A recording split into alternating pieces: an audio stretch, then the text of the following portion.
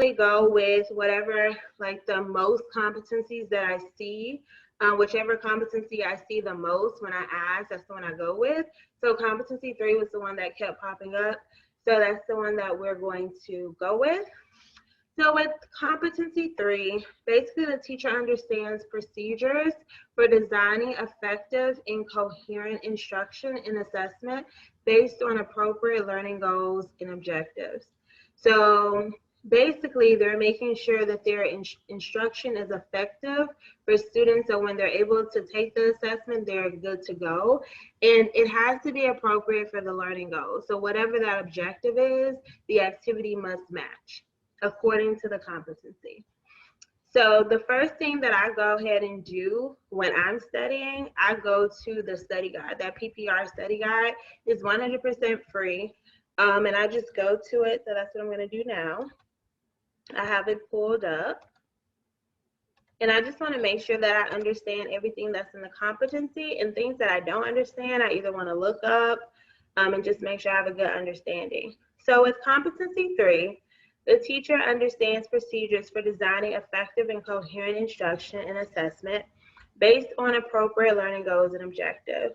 So the beginning teacher understands the significance of the TEKS and of prerequisite knowledge and skills in determining instructional goals and objectives. They use appropriate criteria to evaluate the appropriateness of learning goals and objectives. What that looks like, they're making sure that their lesson has clarity, that it has relevance, that it has significance, that it's age appropriate. We learned a lot about age appropriateness and developmental stages in competency 1. In competency 3, you still want to make sure your lessons are age appropriate. Ability to be assessed.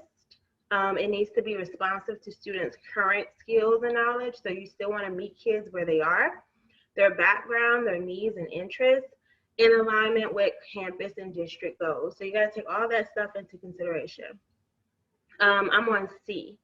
You also want to use assessment to analyze student strengths and needs, evaluate teacher effectiveness, and guide instructional planning for individuals and groups. So making sure, like when you have small groups, you differentiate that instruction.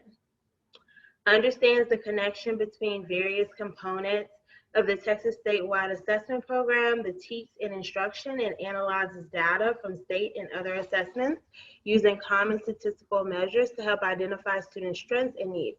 So basically you're using data to inform your instruction. That's all D is saying.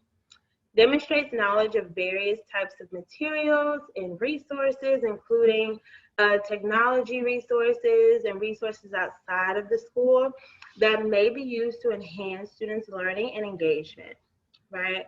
You want to make sure that those resources are appropriate to the student's developmental age, and you plan lessons and structure units so that activities progress in a logical sequence.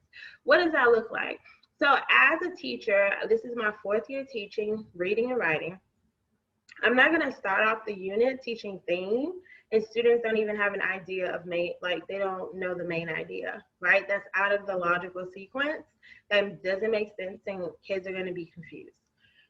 Plans learning experience that provides students with developmentally appropriate opportunities to explore content from integrated and varied perspectives by presenting thematic units that incorporate different disciplines. Let me go ahead and let someone in. You also want to prompt students to consider ideas from multiple viewpoints, encouraging students' application of knowledge and skills to the world beyond the school, right?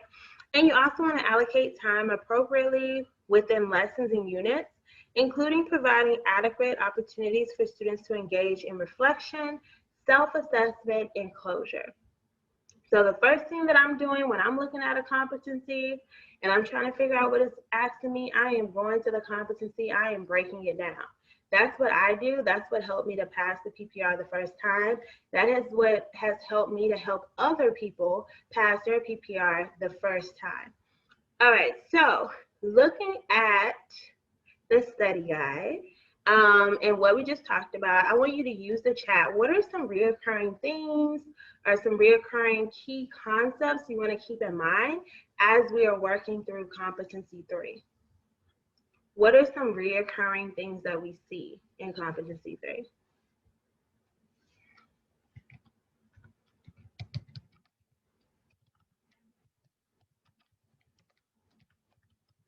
I'll start first. I'm going to just type it in the chat. Effective instruction, absolutely. Planning instruction, goals, yes. Love that. Reflection, yes, Ryan, love that. Time management, yes. Pacing is definitely something we got to focus on. Student engagement. I said planning lessons to meet the objective. Another thing that we saw a lot of was the TEKS. Student engagement, self-assessment. Okay, great. So these are the things that we tend to see a lot of in this competency. Keep that in mind. All right. So we're going to go ahead and go back to our PowerPoint.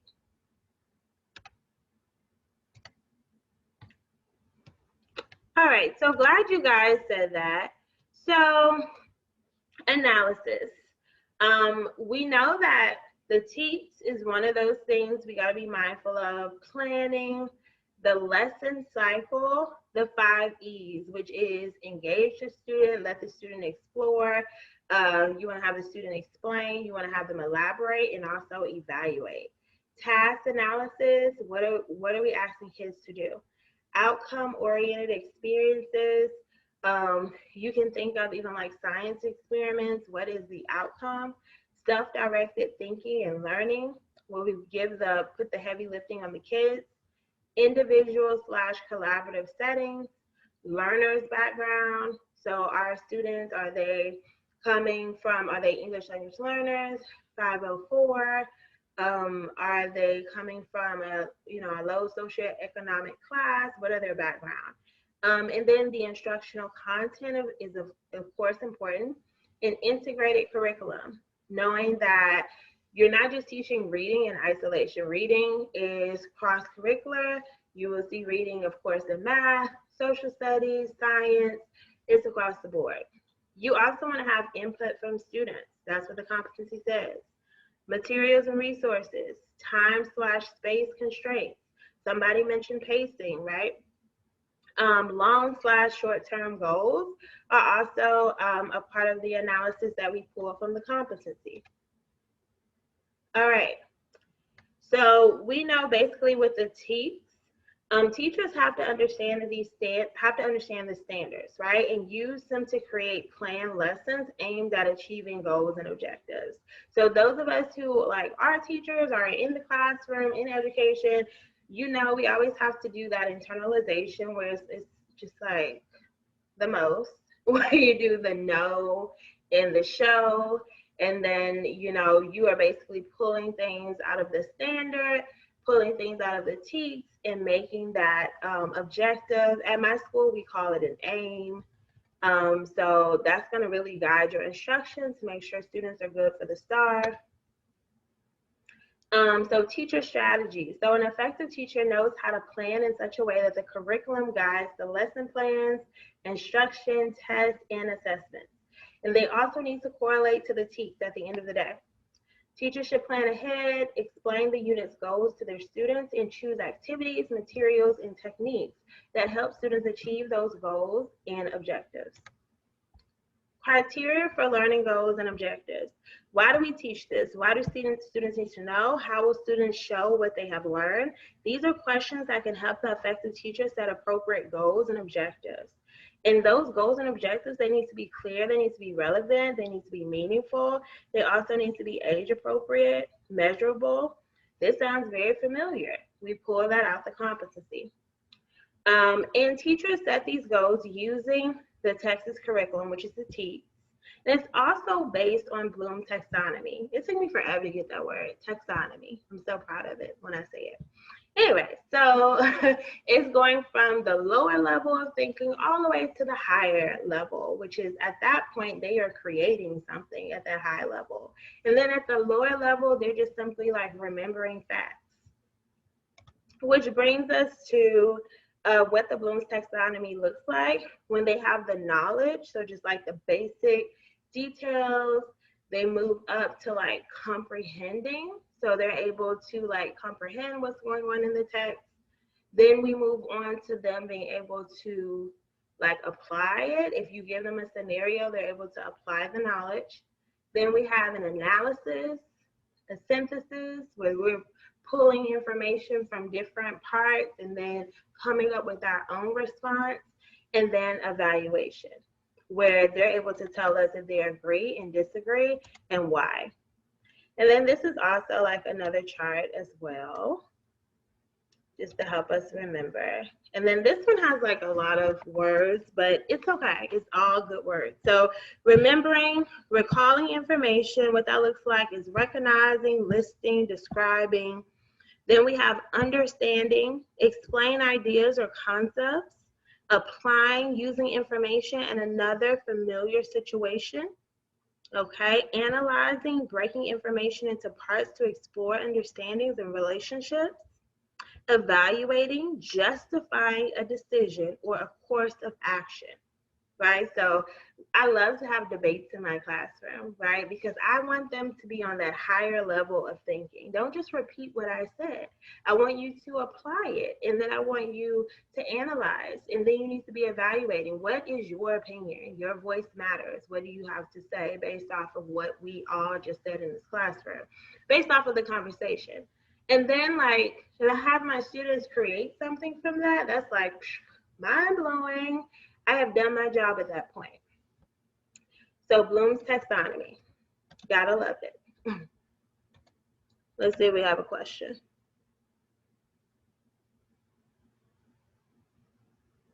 I have to change some things, but I'm gonna try to have it out. I probably will just upload it, the PowerPoint, so I'm gonna see. I know I'll try to just like upload it, because I sent it to like 60 people, so I'll probably just upload it. All right, and so this is also another detailed, I'm not going to go over that because it's saying the same thing. Sources of data. Information about what is expected to be important to students can come from various sources. What is expected translates into sources of need from children, society, and content areas. So you just want to make sure that the effective teacher is planning a wide variety of activities to meet all of the needs of the students. So our planning process. The planning process is described as decision-making regarding of the content area, teacher behavior, and student behavior. The teacher who uses this model makes decisions about the content with objectives, duration of the lesson, emphasis of the lesson, books and materials to use, decisions about teacher behavior, including teacher strategies. All of this is taken into consideration with the planning process. An example is basically our lesson plan, right? The introduction, the presentation. They want us to have teacher moves. They want us to have misconceptions. How are we going to react if a student, you know, is not on task? They really want all of that these days in the lesson plan. All right, and then we have our thematic curriculum. The effective teacher knows how to communicate and collaborate with coworkers to plan instruction. This collaboration can be as simple as sharing ideas or complex as developing multidisciplinary thematic units where the teacher teaches in the different content areas using the same topic. So we can see a lot of that in maybe like science and math, where maybe in science they're going over like volume, and then, well, first I could see them doing it in math first, like learning how to do the formula and work everything out, and then applying it in science when they're doing a project and they have to figure out the math. So I can definitely see that. Even with reading and writing teachers, absolutely could do a thematic curriculum where they are writing about what we just read about. All right, so that's what I have for competency 3 so that we can get to some questions. So as we're doing the questions, I would like y'all's input. So if you could put your answer in the chat, that would be great. All right, so some of my strategies that I incorporate, I am reading the question, yes. I am also highlighting. I know they have a highlighting tool when you go and take the PPR. So if you're able to use it, definitely use it. It helped me when I was taking that test. So, you know, hopefully it will help you as well.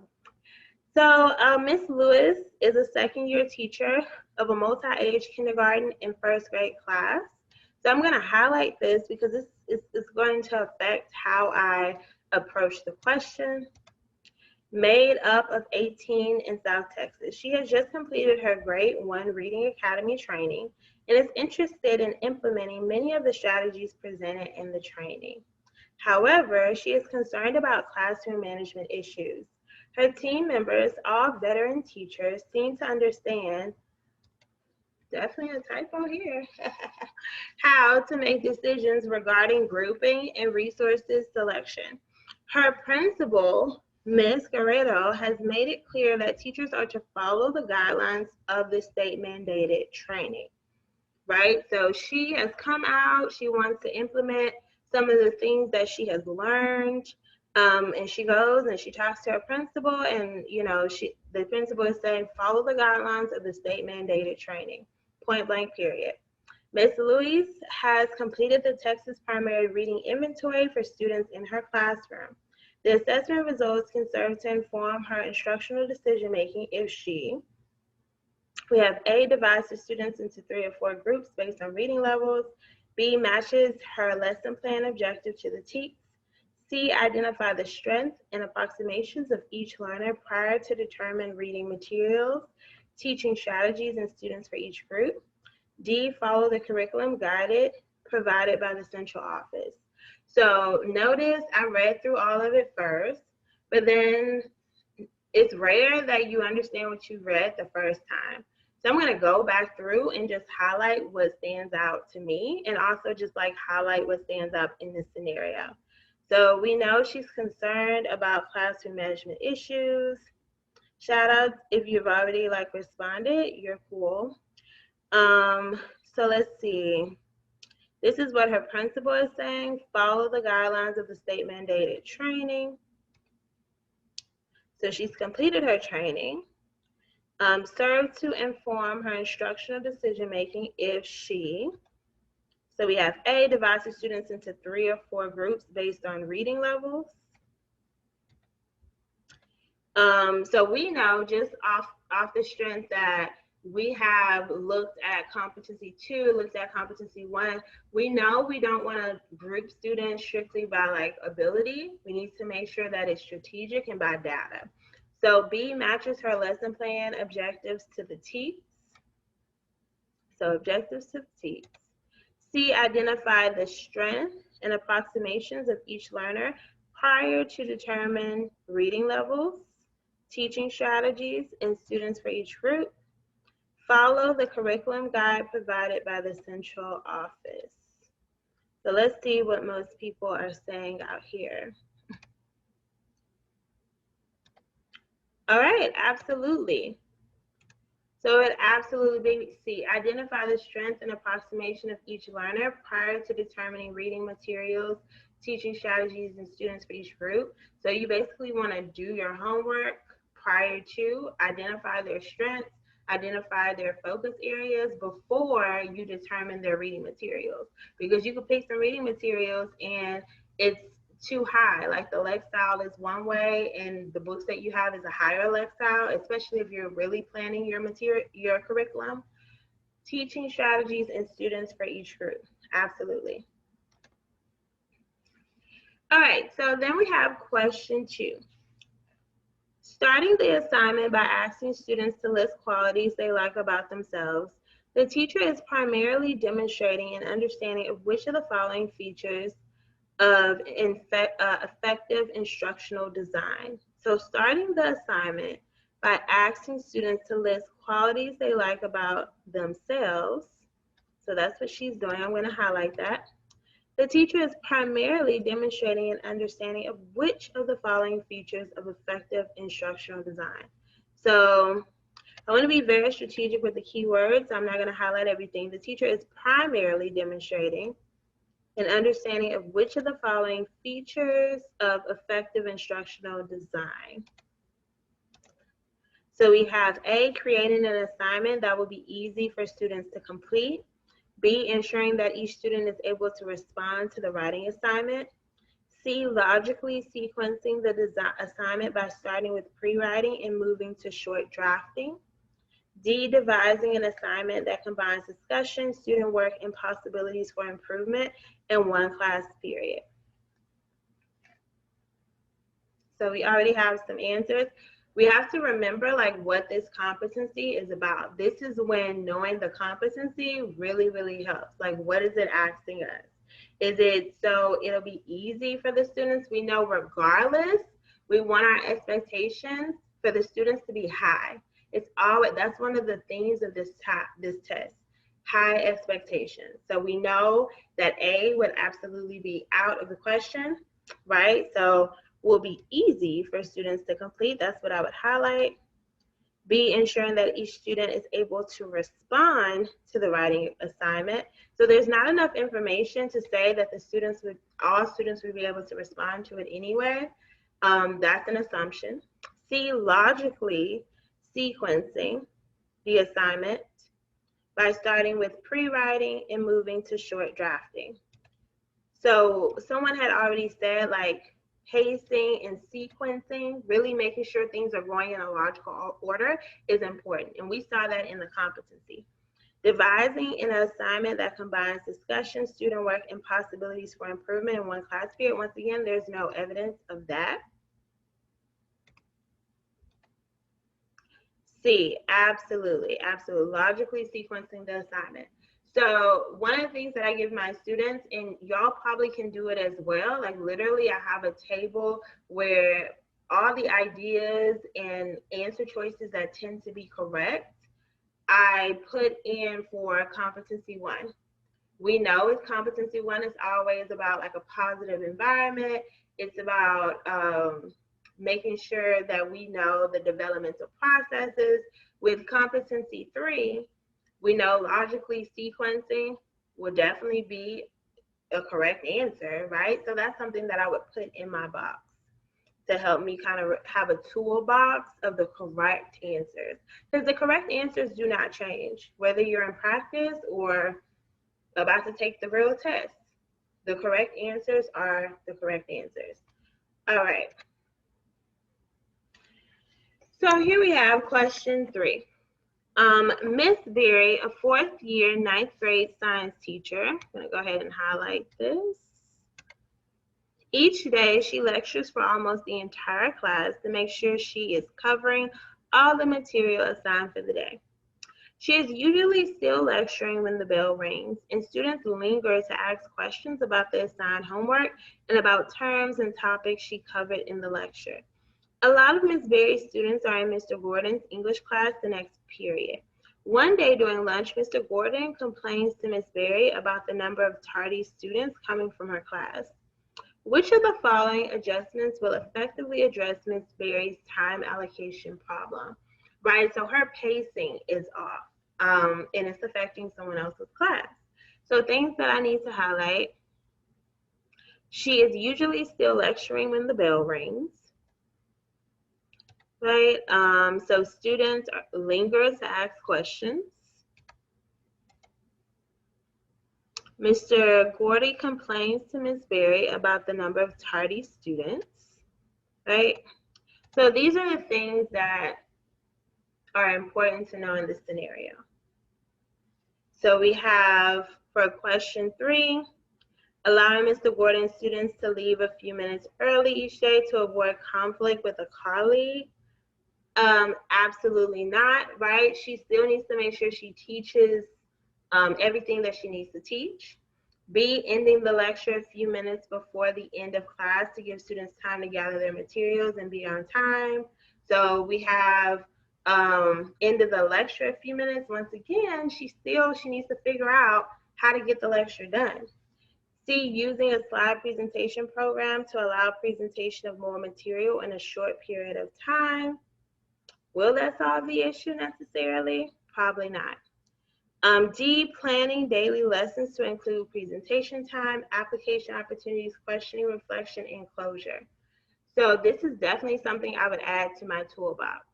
So let me check the chat. We got a lot of people that have responded.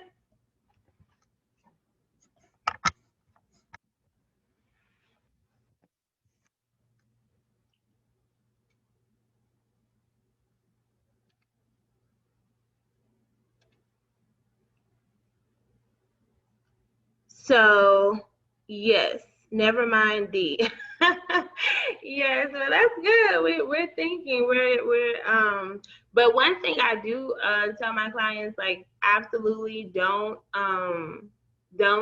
change your answer, because what tends to happen, like, when you change your answer, you end up changing it to something wrong. In your case, you change it to something right, but that's like rare. But maybe it was something that was said and you were like, it's D. So that's good. There we go. Rereading that question. That's going to help every single time, because sometimes the way that it's worded, it'll trip people up. That's why when you notice when I'm reading questions, I'll read it and then I go back and read it, because these questions are designed to be tricky. We think we got it, we're good to go, and then it'll be that one word that messes everything up. And you're like, you know what? What just happened here? I don't know what happened. But yes. All right.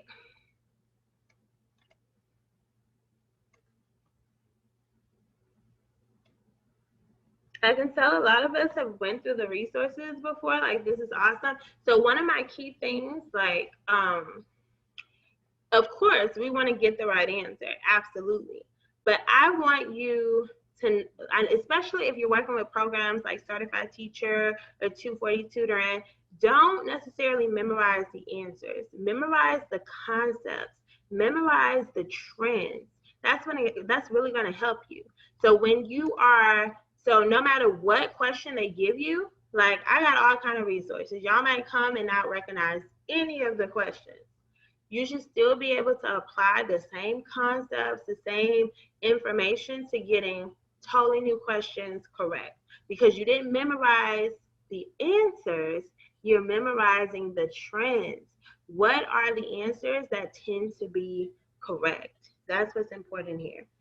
All right. Nice work, guys. All right. A grade 2 teacher is starting a unit on three-dimensional figures. So we have the cylinder, the cube, the sphere, the cone, the pyramid. There's a group activity here. After the students learn the names and features of each figure, the teacher organizes the class into small groups, and each group picks a different figure. As a group project, each group has to find examples of how their figure is used in the real world. As an example, the teacher shows slides of architectural structures based on the figures. Then the teacher, so basically, I'm thinking she's like showing them how buildings are being made with these figures, right, to really show like the real world. Then the teacher suggests that the students look around their homes for examples of their figures. That's actually pretty cool. This group activity is an example of which level of Bloom's taxonomy. So yeah, remembering, understanding, applying, and creating. So in my toolkit, I'm absolutely making sure that I know all the levels of Bloom's taxonomy and how they're going to be applied in the classroom.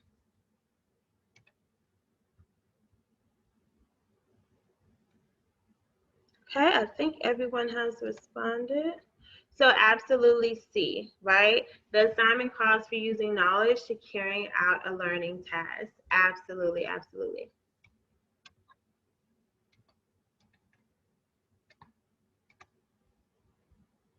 All right, so we have question 5. A high school biology teacher has completed an introductory lesson addressing how environmental change can impact ecosystem stability. He has students read the chapter in the textbook and presents a PowerPoint lesson connecting real-world examples to the information in the textbook. He wants to conclude this lesson with a class activity that allows students to demonstrate their ability to apply the terms and concepts he introduced. Which of the following activities primarily focuses on application of new knowledge? So one of the other tips that I'm going to drop on y'all that helped me to pass my test, when I had super wordy questions like this where I was like, wait, what? I don't understand the top from the bottom.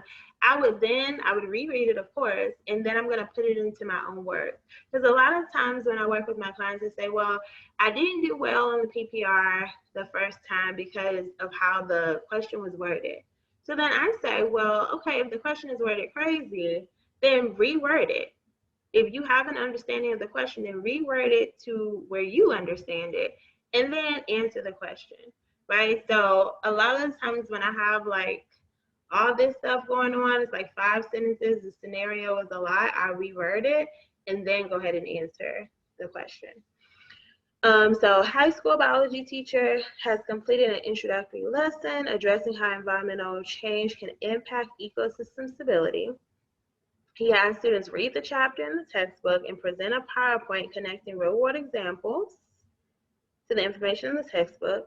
He wants to conclude his lesson with a class activity that allows students to demonstrate their ability to apply the terms and concepts he introduced. They need to be able to apply.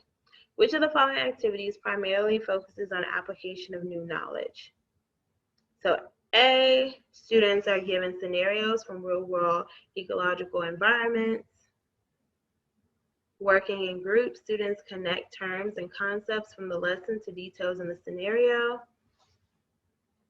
B, working in groups, students devise a short list of questions about things they want to learn about environments and ecology. C, working independently, students create a hypothetical example of how ecological change impacts the environment. D, students take a multiple choice objective exam based on their reading in the presentation. So we got about, okay. You got some people kind of taking their time, and that's good. Go back and read. Go back and put it in your own words. All right, let's see. All right, so we have A, absolutely, right? And then we even can see what I highlighted, connecting real world examples, and then you see that exact word in the correct answer. So just connecting those keywords, absolutely.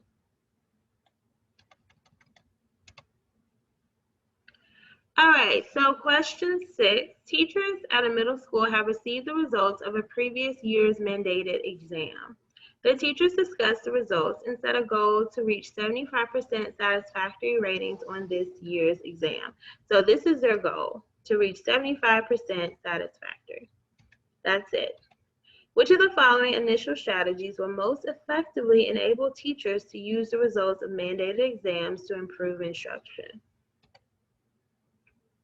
So they're going to use, remember, like that data we were learning about, so they're going to use the data to improve their instruction. A, the teachers distribute the sample examples, the sample exams available from TEA.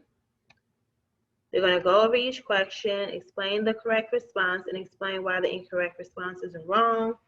B, the teachers create pre-tests based on sample exams and release exams to identify the student's strengths and weaknesses, and understanding the TEK's readiness and supporting standards addressed by the state exams. C, the teachers review their semester curriculum and connect each unit. D, the teachers administer the release test continually. All right, so what do we have here? Question 6. Let's look at our chat. We still have some people thinking, and that's okay. Going back to the initial question, right? So which of the following initial strategies will most effectively enable teachers to use the results of mandated exams to improve instruction? So what strategy would be the most helpful? So we got 7, that's okay. We're gonna go ahead. So absolutely B, right? The teacher creates pre-tests based on sample exams and release exams to identify the student's strengths and weaknesses. And that was actually in the competency, right? So far we're on question 6.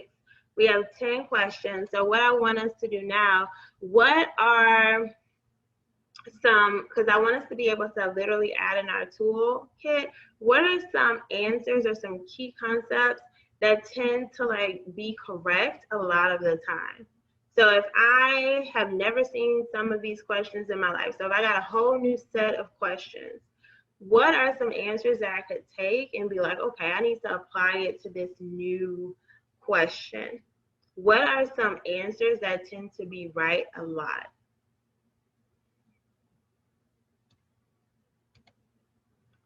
Real world. Absolutely, Amanda.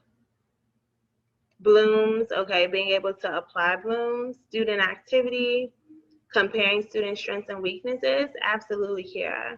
Right? So keep those things in mind, right? They're going to transfer over. Effective instruction. Absolutely, Ryan. Effective instruction. Because I'm noticing like these are some questions people, they either are getting it real quick or these might be questions like we've already like seen before, so that's good to know. So like the next time whenever I have a session, I'll make sure that I pull deep down and get like new ones so that y'all can see we can use this information that we're learning and transfer it over. So when it's time to take our test, we're passing our test. We got this. So not memorization, application. Absolutely. All right. So let's go ahead to question 7. Y'all doing some wiggle. So which of the following is the correct definition of scaffolding? So we know in competency 3, what is said in the competency is meet students where they are, right? So a big part of that is making sure that you are scaffolding. Let me check this chat. Let's see.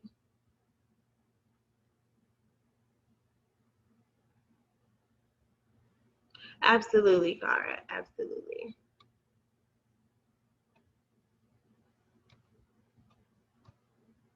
All right. So for those who might not have seen it, right, because you don't know who's seen it and who have not.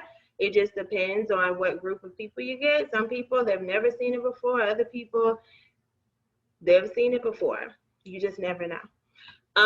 So which of the following is the correct definition of scaffolding? Most of us said building on skills that a student already has. Absolutely. That's it. We can move on from this one. Mr. Huff is a teacher in Florida. He would like to show his students how their daily activities have an impact on the ecosystem. Which of the following activities would be most appropriate to achieve this goal?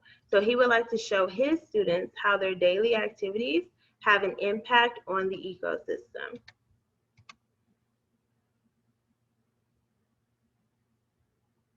So I'm going to go through, ask students to watch a video about pollution in Florida. Have students write down ways they can reduce their personal contribution to pollution. B, ask students to choose a product they use every day and research the impact of this product on the ecosystem. That's very real world. Ask students to write a letter to a local politician encouraging the search for other water resources besides the Florida Everglades. D, show the students the process of the production of plastics. All righty, let me check the chat.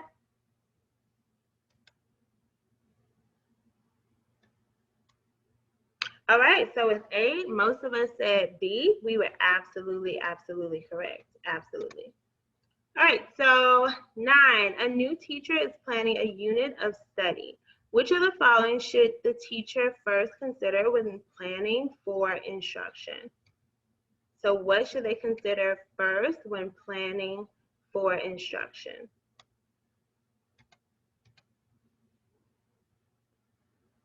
We have A, how many points can students earn for assignments? B, how many weeks will be needed to complete the unit? C, what will be the main concepts or skills addressed during the unit? Or D, what method of assessment will be used at the conclusion of the unit?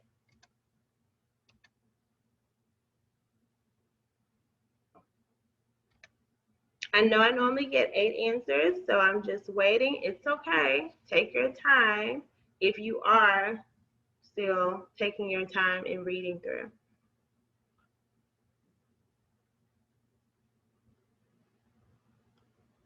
Alrighty.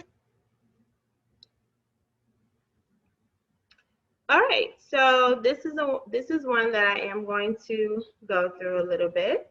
Absolutely. So a new teacher is planning a unit of study, right? So planning a whole unit. What is something that she needs to be thinking about first? What does she first need to consider before everything?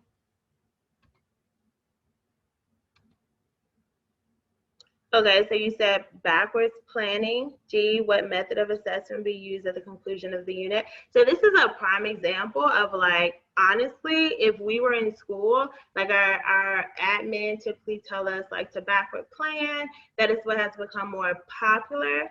But for the PPR, it would be C. What would be the main concepts or skills addressed during the unit? Right, so it would be C. What would be the main concepts or skills addressed? No problem.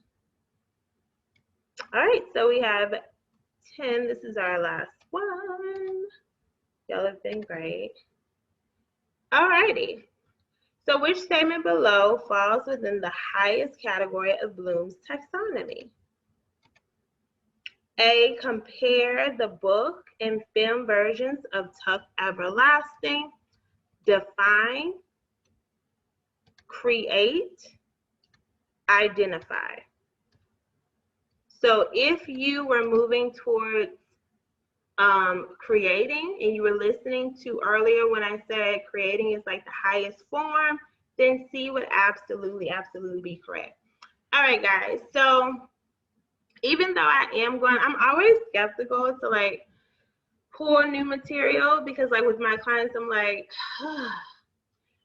we don't want to like necessarily like memorize, because if we get in the memorization stage, then we lose the application. I am going to pull new questions because I think it's going to be helpful, but I want to make sure like you're literally putting words and concepts in your toolkit so you can apply it to different questions. So when you go and take that test, it's not like, okay, I did 240 tutoring, I memorized those answers. I did certified teacher, I memorized those answers, but now I can apply it to the answers that's on the test, right? So literally have a toolkit by competency. This is what I do with my students. Like competency 1, what are some trends that you're noticing? Competency 2, what are some trends that you're noticing? So then you can apply that to new questions, and then when it's time for you to take your test, you got it. Now, one of my clients used to get so upset with me because she's like, I want new material. Do you? Because we went through everything and it's still not working. So do we need new material or do we need to understand the competencies, right? Luckily, I had a client like that, so I know how to approach that. And she passed. She actually texted me and said she passed her test, so I was right. All right, guys, so that's all that I have for you today. I'm going to try to upload the PowerPoint, but if you want me to send it to you by email, it's just 8 of us, so I'll do that for y'all because you did take the time to like come out. So I'll definitely do that for y'all. Here's just like a last announcement, and then we can head on out. Appreciate y'all. All right. So some of y'all might have seen like in the email that I am doing a PPR study group. We actually met today. And so I just wanted to give y'all just some of the details. If you're one of those people, you're like, I need to take my test. This is the 4th time I've taken my test. Then maybe this PPR study group is for you because we meet twice a week. You get access to my Google Classroom with all of my study guides, all of my PowerPoints, all of my rigorous questions. I try to upload as much to the group as I can, but I do have like a whole bunch of stuff that I do save for my people. Free access to 240 tutoring. A lot of y'all already have it. I could tell. We also do a competency breakdown. All of the questions are new. Hopefully they're new because y'all have really been studying. Y'all also get free access to a PPR boot camps that I give. And I will meet with y'all individually to discuss your progress to see how you can pass this test, guys. It's very important that y'all pass this year. I don't know what the new test is going to be looking like. It might be looking crazy. So I just try to get it done. And you're also added to my group chat. So I have 4 spots available before I close it, and then I'm just working with those people. So that's that. If interested, just go ahead and make sure I have your email, and I'll send you the PowerPoint and the PPR study group details. Y'all have a great rest of your night. Y'all were great tonight. I'll make sure the questions are different because this group has been studying. So that's that. Y'all have a great rest of your night. Let me look at the chat box. I wasn't even looking at the chat box. I'm sorry.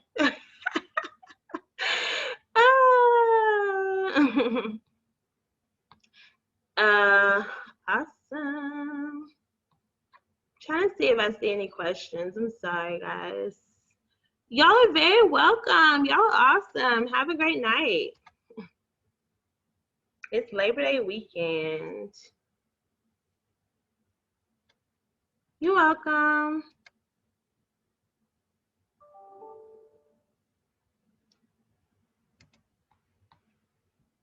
Yeah, I've heard that too. The thing is, like, I also heard, like, if for some reason, like, you don't pass the first time, that test is, like, super expensive. But, like, go for it. Whatever you want to do, go for it. But thank y'all for the emails. I will be sending those out like individually because y'all took the time to come. I'm definitely going to make sure that you individually have the PowerPoint. Just let me know because last time I'll try to attach it and I won't do it. So sorry. That's all I have tonight.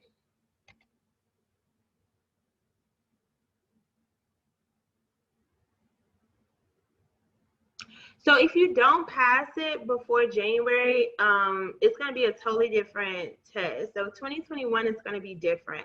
The only information that I have, so I attached a link to what I saw on the Texas Teacher website. That's all the information that I have. And so I put the link in the PowerPoint so you'll be able to click on it and get all the information. I mean, it might be best, like if the only thing is it's just like super time consuming, but maybe that's best because it's not a standardized test, but they say it's just more expensive. It just kind of depends on you. Do you think we can still take the same? That is no, the exam will be over.